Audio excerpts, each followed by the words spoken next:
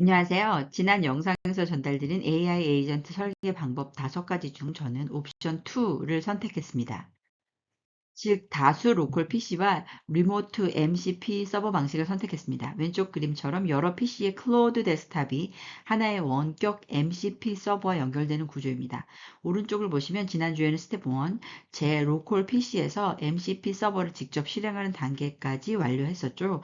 이번 주에는 스텝 2, 그 서버를 먼저 도커 컨테이너로 분리하고 스텝 3, 그 컨테이너 이미지를 GCP에 올려서 클라우드 런에서 동작하도록 완전히 전환했습니다. 즉, 이제 제 PC뿐만 아니라 어떤 PC에서도 이 리모트 MCP 서버에 접속해 동일한 AI 에이전트 기능을 사용할 수 있습니다.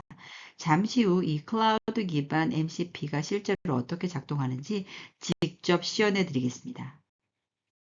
이제 스텝 2, MCP 서버를 도커 컨테이너로 분리하는 과정을 보여드리겠습니다. 먼저 프로젝트 안에 도커 파일과 도커 컴포즈 등 컨테이너 실행에 필요한 파일들을 생성했습니다. 그리고 로컬 PC에 설치해둔 도커 데스크탑을 실행하면 이렇게 컨테이너가 정상적으로 구동되는 것을 확인할 수 있습니다. 컨테이너가 올라가면 MCP 서버는 더 이상 파이썬 로컬 프로세스가 아니라 로컬 호스트 같은 로컬 URL을 통해 서비스되는 형태로 바뀝니다. 클로우드 데스크탑에서 이 URL을 연결하면 러닝 파란색 표시로 오류 없이 정상 연결된 것을 확인할 수 있습니다. 툴 목록과 서비스 상태를 체크해 보면 모든 기능이 컨테이너 기반으로 잘 작동되고 있고 동일한 동작 모습은 지난 영상에서 충분히 보여드렸으므로 이번에는 실행 환경 변화에 대한 차이점만 빠르게 보여드렸습니다. 이번 단계는 스텝 3, MCP 서버를 구글 클라우드에 올려 클라우드 런에서 실행되도록 구현한 과정입니다. 먼저 로컬에서 작성한 소스 코드에 대해서 클라우드 배포가 되면 none이라는 메시지가 뜨는 것을 확인할 수 있고요.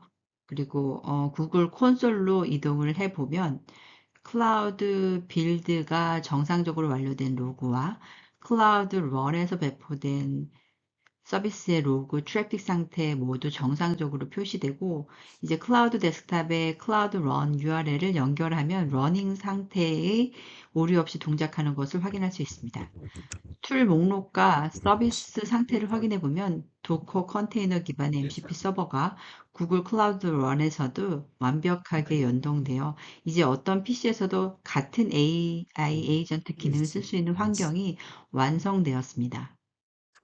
지금까지는 영업비서를 중심으로 MCP 서버를 시험했지만 다음 단계에서는 그동안 만들어 온 IT 헬프데스크, 일정비서, 회의록 비서 등을 모두 통합해 클라우드 기반 슈퍼 AI 에이전트가 실제 환경에서 얼마나 안정적으로 동작하는지 테스트해 보도록 하겠습니다. 더 고도화된 멀티 기능 AI 비서가 곧 공개됩니다. 다음 영상도 기대해 주세요. 감사합니다.